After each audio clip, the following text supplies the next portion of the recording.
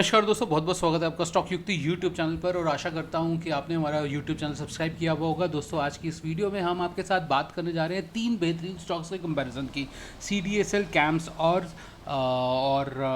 B S C limited, right. तीनों में देखते हैं कि कौन सा इस वक्त बेहतर है, क्या प्राइस के हिसाब से, फंडामेंटल, टेक्निकली तीनों चीज़ें देखेंगे, दोनों चीज़ें देखेंगे, डिस्कस करते हैं ढंग से।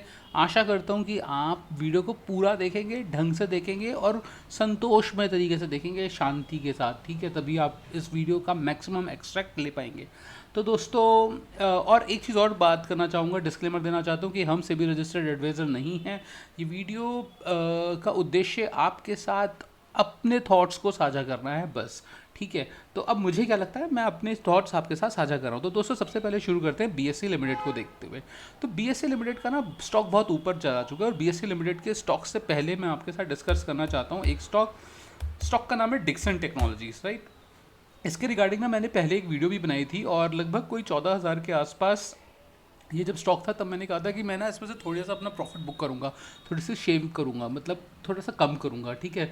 और फिर वो काफ़ी ऊपर चला गया, 14,000 से 19,000 तक के अमाउंट तक के आसपास चला गया था, जहाँ तक मेरे को लगता है। हाँ जी, 19,000 के आसपास था, ठीक है। तो लगा यार जल्दी बुक कर लिया थोड़ा सा प्रॉफिट, मगर ओवरऑल क्या कर सकते हैं, ठीक है। मेरे को यहाँ पर लगा था, ठीक है। और आप देखिए कि वो जगह वापस आ गई है, वो जगह वापस आ गई है, और मेरे को ऐसा लगता है यहाँ से भी थोड़ा सा अभी करेक्ट हो सकता है, बट ठीक है, डिक्सन के रिगार्डिंग नहीं है हमारा, हम बीएससी के रिगार्डिंग बात कर रहे हैं। और फंडामेंटल्स देखने से पहले मैं ना आपको एक चीज़ दिखाना चाहता हूँ, जो मैंने एक डेटा आपके साथ आपके लिए बनाया है। तो दोस्तों, यहाँ पे ना आपको तीन स्टॉक्स दिख रहे होंगे, बीएससी, सीडीएसएल और कैम्स, और कुछ सेक्शंस दिख रहे हैं जो मैंने अलग अलग कलर से हाईलाइटेड कर दिए हैं। येलो सेक्शन, पिंक, ग्रीन और ये ऑरेंज। तो यहाँ पर आप देखिए कि ना P, current P, industry P, current price और ईपीएस, करंट ईपीएस, और फिर ये मीडियम वैल्यूज़ जो यानी कि एवरेज वैल्यूज़, और स्टॉक मार्केट तो पूरी एवरेज होती है, और फेयर वैल्यू, ठीक है, और आरओई और ईपीएस ग्रोथ 5 सालों की, ठीक है, उस बेसिस पे कर रहे हैं। तो दोस्तों, एक बड़ा सिंपल सा फॉर्मूला है कि करंट प्राइस एक स्टॉक का एक एक प्राइस कैसे निकलता है। कुछ भी एग्जैक्ट वैल्यू नहीं है, सब मोटा मोटी एक आइडिया के बेसिस पे हम काम करेंगे। तो स्टॉक का प्राइस कैसे निकलता है, स्टॉक का प्राइस का एक सिंपल सा फॉर्मूला सबको पता है कि ईपीएस इंटू करंट प्राइस। तो करंट ईपीएस ले लेते हैं और करंट प्राइस ले लेते हैं, sorry, current earning per share और करंट पी हमने ले लिया, मल्टीप्लाई कर दिया, तो हमारे पास करंट प्राइस आ गया। आप देख सकते हैं इन दोनों को जब मैंने मल्टीप्लाई किया, यानी कि जब मैंने इस सेक्शन को मल्टीप्लाई किया, ये मैं गूगल से उठा रहा हूँ, गूगल फाइनेंस से डेटा। तो अगर मैंने इस सेक्शन को मल्टीप्लाई किया और इस सेक्शन को मल्टीप्लाई किया, तो मेरे पास जो डेटा आया 5802, वो करंट प्राइस के आसपास है। तो अब आप देखेंगे कि अगर इस टाइम में शॉर्ट करूँगा ना बीएससी को, तो मेरे को प्रॉफिट हो जाएगा, क्योंकि एक्चुअल प्राइस इसका ये बनता है और इस टाइम ये ओवर है। अब कह नहीं सकते, और भी चीज़ें देखनी पड़ेगी। अब देखते हैं, ठीक है। देखें आपको, अगर मैं इसकी कैंडल 3 मिनट की एक कैंडल ले लेते हैं, और मैं मूविंग एवरेज लगा देता हूँ, ठीक है। अब देखिए, शॉर्ट का ही ट्रेड भी बनता है। अच्छा, अब ये थोड़ा डिले होता है ना, ये थोड़ा डिले चलता है गूगल फाइनेंस। अब देखिए यहाँ पर क्या आया है, गई नीचे, शॉर्ट हुआ नहीं हुआ, है ना, वही चलता है ना, यहाँ से शॉर्ट ही हुआ ना 2830 से। क्यों? क्योंकि ओवर था ना, इस टाइम ऊपर था, और पी से ईपीएस से ऊपर चल रहा था, ठीक है। खैर छोड़िए, अभी ये टेक्निकलिटी में नहीं जा रहा, स्ट्रैटेजीज में नहीं जा रहा, इस बेसिस पे मैं कोई ट्रेड नहीं करता हूँ, डिस्क्लेमर देना चाहता हूँ। तो कहने का मतलब क्या है कि प्राइस कैसे डिसाइड होता है। प्राइस डिसाइड हुआ जब हमने पी और ईपीएस को मल्टीप्लाई किया, तो प्राइस डिसाइड हो गया, करेक्ट। इसी तरह से पूरे साल उस स्टॉक को क्या पी मिला, और वो पूरे साल में कितना ईपीएस जनरेट कर पाया, तो हमें कोई मोटा मोटा एक आइडिया हो जाएगा कि उस साल उस स्टॉक की प्राइस इतने रुपए के आसपास होनी चाहिए थी, ठीक है। इसी तरह से 3 सालों में उसने कितना पी जनरेट किया और कितना ईपीएस जनरेट किया, उसके बेसिस में हमें आइडिया हो जाएगा कि 3 सालों में उस स्टॉक की प्राइस क्या होनी चाहिए थी 3 सालों के हिसाब से। ठीक इसी तरह से 5 साल, 10 साल, 20 साल, 15 साल, 50 साल हम कर सकते हैं, ठीक है। इतना डेप्थ जाने की ज़रूरत नहीं है ऑल दो। तो ठीक इसी तरह से यहाँ पे देखिए, आप भी आप अपने घर पर आराम से कर सकते हो, और स्टॉक्स को इसी तरह से देखना भी चाहिए। तो हमने क्या किया दोस्तों, यहाँ से पी को, मीडियन पी को पिक किया। देखिए यहाँ से 1 साल का मीडियन पी उठाया, ये रहा मीडियन पी, ठीक है। और इस वैल्यू को मल्टीप्लाई कर दिया करंट ईपीएस से, कि भाई इस टाइम कितना ईपीएस जनरेट हो रहा है, यानी कि पूरे साल का मीडियन एवरेज पी ये रहा, तो इस एवरेज पी को अगर मैं इस साल की उसकी अर्निंग के साथ मल्टीप्लाई कर दूंगा तो एक मोटा मोटी आइडिया मिल जाएगा कि इस रेट के हिसाब से आसपास जो प्राइस है वो फेयर वैल्यू के हिसाब से बनता है। ठीक है, ठीक इसी तरह से 3 साल का निकाला, ठीक इसी तरह से 5 साल का निकाला, 10 साल का निकाला, मैक्सिमम निकाल दिया depending upon to the share holders, right. तो यहाँ से जब हमने डेटा उठाया और मल्टीप्लाई करा तो 1 साल का इसका EPS फेयर वैल्यू जो बन के आती है वो आती है 5700 रुपये। 3 सालों के हिसाब से इसकी फेयर वैल्यू निकल कर आती है 4100 रुपये। 5 सालों के हिसाब से इसकी फेयर वैल्यू निकल कर आती है 2562 रुपये के आसपास। ठीक है, आप समझ रहे हैं यहाँ पे बात क्या हुई है BSC की। और इस टाइम इसका प्राइस जो है 1 ईयर की फेयर वैल्यू से भी ऊपर चल रहा है, जबकि मार्केट में पैसा नहीं आ रहा। ठीक है, अब पैसा अगर आएगा, देखिए 2 केस हो सकते हैं, या तो आप बढ़ाते जाइए और होता रहेगा। दूसरी चीज़, इंडस्ट्री का P 47 है, स्टॉक का P 84 है, यानी कि स्टॉक महंगा है। FIIs क्यों जा रहे हैं? क्योंकि वैल्यूएशंस ऊपर हैं, भाव तेज हैं। BSC का भाव ऑलरेडी तेज है, लोग यहाँ पे ट्रैप हो सकते हैं। जो हमारे रिटेल मासूम निवेशक है ना, जो कहीं सुनी पे टिप के बेसिस पे स्टॉक्स लेते हैं, वो यहाँ पर ट्रैप हो सकते हैं। अरे ऊपर जा रहा है, ले लेते हैं स्टॉक ले लेते हैं यार, ये तो ऊपर जाएगा, ये तो 5000 जाएगा, ये तो 6000 जाएगा, 7000 जाएगा। अरे वर्थ होनी चाहिए ना 7000 रुपये की। आप समझ रहे हैं, एक चीज़ जो कि उसकी पूरी इंडस्ट्री 47 रुपये कमा पा रही है, उस जगह पर वो 84 रुपये कैसे कमा पाएगी? उस जगह पर उसको 84 रुपये का भाव, लगभग दुगने का भाव कैसे दे पा रही है इंडस्ट्री? क्यों दे रही है? ये ट्रैपिंग है दोस्तों। CDSL उसको सेम भाव मिला है, जब ये कम हो जाएगा तो अट्रैक्टिव बनेगा। अभी ये फेयर PE है ना, अब ये फेयर PE है, इससे कम मिलेगा तो अट्रैक्टिव बनेगा। कैम्स का आप देख सकते हैं, ये अट्रैक्टिव PE है क्योंकि इंडस्ट्री के PE से कम इसका PE है। रिकमेंडेशन नहीं दे रहा हूँ क्योंकि अभी हमने टेक्निकलिटी नहीं देखी। एक चीज़ जब गिरती है, जब यहाँ पे चीज़ जब ऊपर जा रही है तो ये और ऊपर भी जा रही है ना। अगर RSI 80 है तो 80 से 85 भी हो सकती है, तो स्टॉक का प्राइस बढ़ता है। 80 में भी ओवरब्रॉट है, और 85 में भी ओवरब्रॉट है, और 90 में भी ओवरब्रॉट है, मतलब तभी भी तो ऊपर जाए जा रहा है ना प्राइस। सेम इसी तरह से जब एक चीज़ सस्ती होती है तो वो और सस्ती भी हो सकती है। रीज़न क्या है, तलाशने की कोशिश करेंगे। ठीक है, ठीक इसी प्रकार से मीडियन पीस भी हम लोगों ने निकाले सबके, और हमारे सामने यहाँ पे वैल्यूज़ आ गई। ठीक है, बिल्कुल ठीक लग रहा है यहाँ तक बात। अब आप देखिए दोस्तों, करंट पी के बेसिस पर अगर मैं ये प्राइस देखूँ तो ये जो प्राइस है ये ऑलमोस्ट सेम प्राइस है। ये वाला प्राइस मैं फेयर कहूँगा। तो ये जो प्राइस है 3 साल के हिसाब से, 3 साल के प्राइस के हिसाब से थोड़ा ओवर प्राइस है। यानी कि अगर मैं 3 साल के प्राइस के बेसिस पे कंसिडर करता हूँ तो 4100 के आसपास BSC आकर थोड़ा रुकना चाहिए। देखते हैं 4100 की कौन सी जगह आती है BSC की।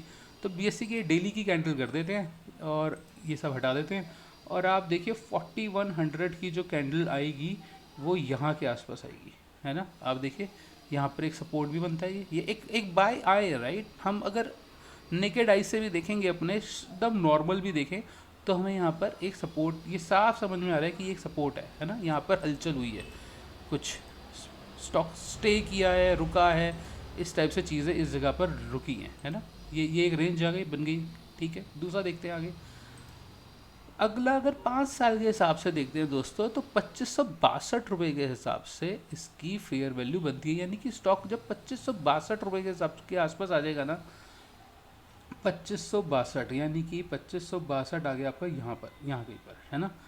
तो इस जगह के हिसाब आसपास इसकी वैल्यू बनेगी। यहाँ पे लिख देता हूँ मैं 2562।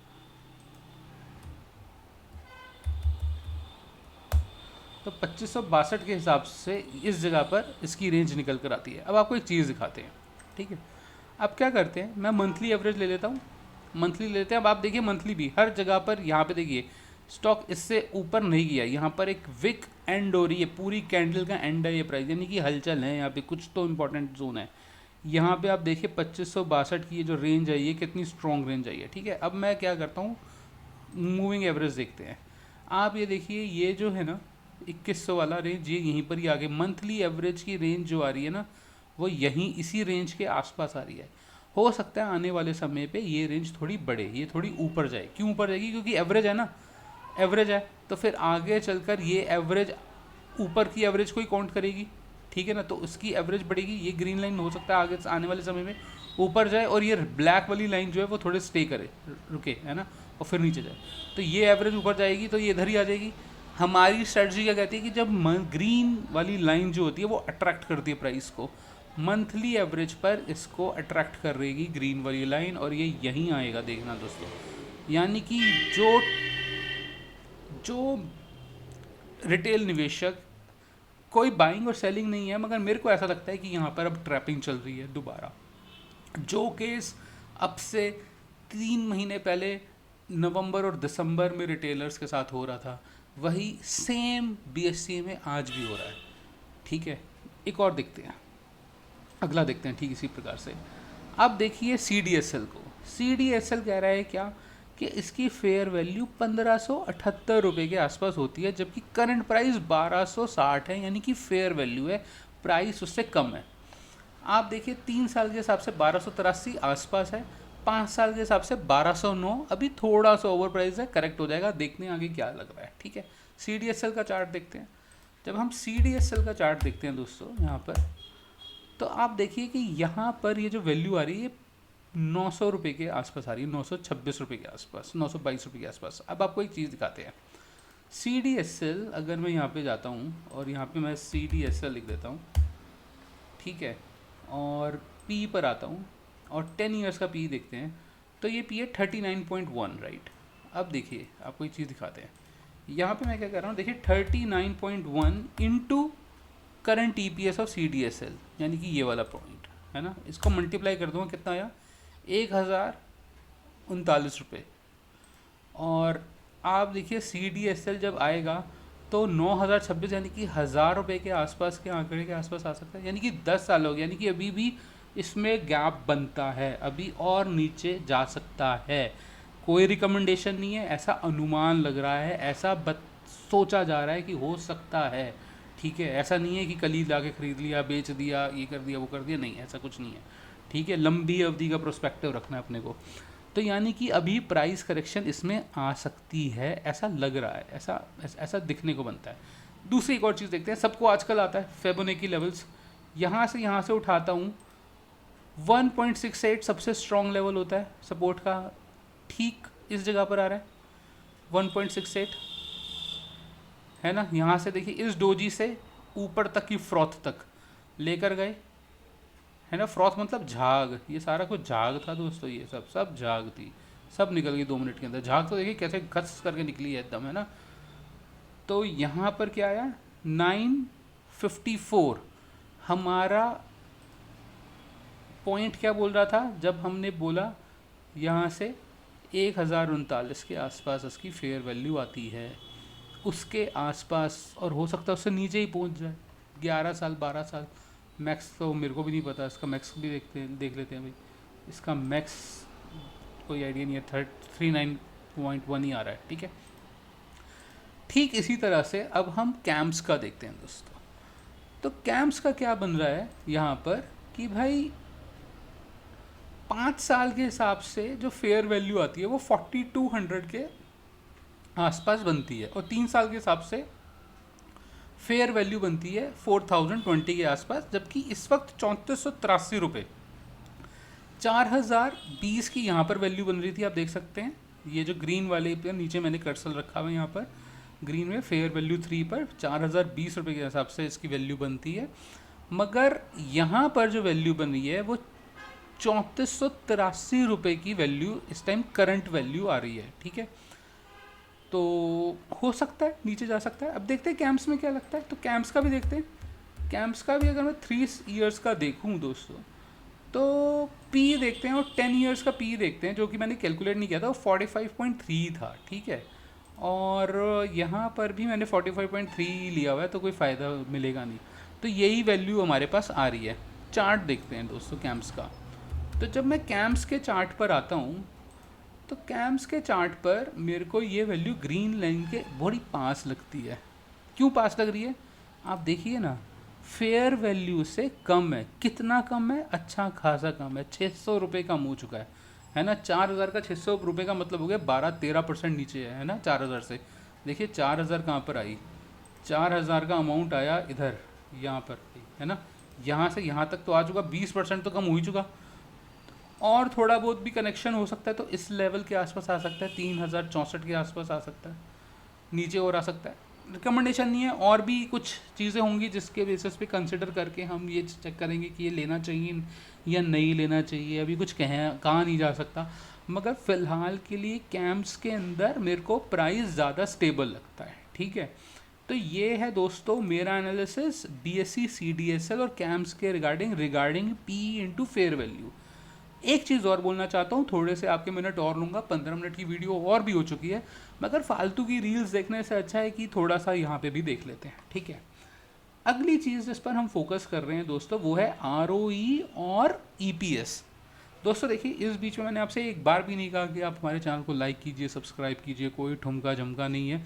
ठीक है, कंटेंट है, क्वालिटी कंटेंट है। आशा करता हूँ कि आप हमारे इस चैनल को सब्सक्राइब ज़रूर करेंगे। ठीक है, और वीडियो को लाइक भी कर दीजिएगा अगर पसंद आया होगा कंटेंट तो। अब देखिए दोस्तों, ROE और EPS देखते हैं। ROE क्या होता है? रिटर्न ऑन इक्विटी, यानी कि मैं अगर 100 रुपये लगा रहा हूँ तो 100 रुपये से कितने रुपए कमा सकता हूँ। ठीक है, BSE मेरे को कमा के देगी 15 रुपये। पीछे का डॉट भूल जाते हैं कि .20 है, .30 है, .50 है, भूल जाओ उसको। BSE कमा के देती है 15 रुपये, CDSL कमा के देती है 31 रुपये, कैम्प्स कमा के देगी 40 रुपये। रिटर्न EPS ग्रोथ जो मिली है पिछले 5 सालों में, कैसा ट्रैक रिकॉर्ड रहा है? इनमें BSE का ट्रैक रिकॉर्ड रहा है 20%, यानी कि हर साल EPS के अंदर कितना ग्रोथ किया। अब देखिए, EPS के अंदर अगर 20% का ग्रोथ होगा तो ग्रोथ कहाँ होगा? यहाँ 68 रुपये में।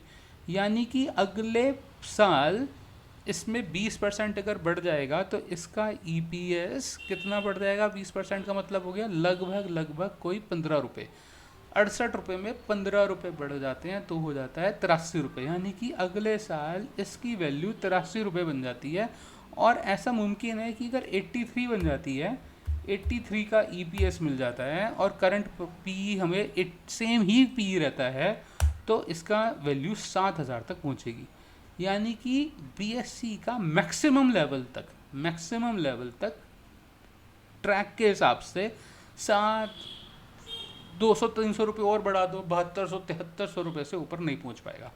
यानी कि 5000 रुपये के, 5700 रुपये के, 5800 रुपये के स्टॉक पर आप 7000 रुपये कमाएंगे। यानी कि कितना कमाया हम लोगों ने? कोई 1500 रुपये के आसपास मैक्सिमम कमा लेंगे आप, है ना। ठीक है, अब यहाँ पे देखिए ROE क्या है यहाँ पर, क्या है? CDSL ROE return on equity generate करती है 31 रुपये, यानी कि मैं 100 रुपये जमा करूँगा, 100 रुपये CDSL को दे दूंगा तो CDSL उसके बदले मेरे को 31 रुपये दे देंगे। ठीक है, ऊपर से हेलीकॉप्टर जा रहा है, तो 31 रुपये CDSL मेरे को दे देगी। ठीक है, ठीक इसी प्रकार से कैम्प्स मेरे को 40 रुपये दे देंगे। और ये हमारे कुछ फेयर वैल्यूज़, यानी कि आने की अगले साल तक की प्रोबेबिलिटी जो वैल्यू की होती है वो यहाँ से हम निकाल सकते हैं।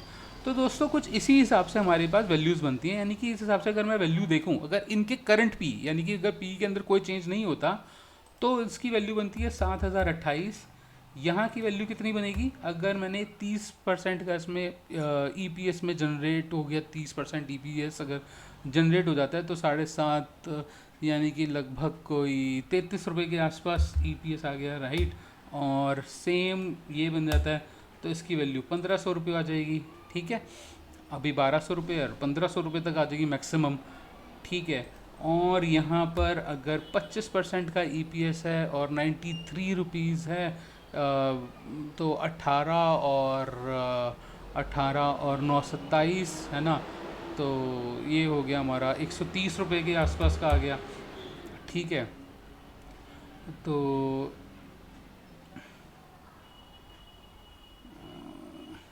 120 रुपये, सॉरी। ठीक है, ये हो गया हमारा इक्वल्स टू 120 इंटू ये हमारा करंट P विच इज़ 4700। अब यहाँ से ये मैक्सिमम कोई 4500 रुपये के आसपास जा सकता है, ठीक है। ये यहाँ से 4500 रुपये तक पहुँच जाएगा। ये 1200 के आसपास से निकल कर 1600 रुपये तक के आसपास मैक्सिमम पहुँच जाएगा। प्रीमियम भी तो मिलेगा कुछ, ठीक है। दोबारा आएंगे वो लोग जो महंगा ख़रीदते हैं तो वो हमें प्रीमियम देंगे, और ये 5800 रुपये से 7000 रुपये तक के आसपास आ जाएगा। तो कुछ इस हिसाब से ऐसे प्रोबेबिलिटी है कि माना जा सकता है कि अगले साल तक सब कुछ ठीक चलता रहा तो ये इसकी कॉस्टिंग मिल सकती है। तो दोस्तों इस वीडियो में इतने ही रखते हैं, 20 मिनट की पूरा शो बन गया है ये एक तरह का। आशा करता हूँ कि आपको हमारा एनालिसिस पसंद आया होगा, आपको कुछ समझ में आई होगी बात। कोई स्टॉक की रिकमेंडेशन नहीं है, स्टडी कीजिए अपने हिसाब से, देखिए कि आपको क्या सही लगता है। मगर एक विनती करना चाहूँगा कि महंगे स्टॉक्स में फंसिएगा मत। अब बाकी आपका अपना डिसीजन होगा किसी भी तरीके का स्टॉक या में परचेज़ का या सेल का। तो दोस्तों अगर वीडियो पसंद आया है तो स्टॉक युक्ति यूट्यूब चैनल को ज़रूर सब्सक्राइब कीजिए, हमारे साथ बने रहिए। इसी प्रकार का क्वालिटी कंटेंट हम लाते रहते हैं, रोज़ लाए या ना लाए मगर जो कंटेंट लाते हैं वो क्वालिटेटिव होता है। तो चैनल को सब्सक्राइब और वीडियो को लाइक ज़रूर कीजिए दोस्तों। धन्यवाद।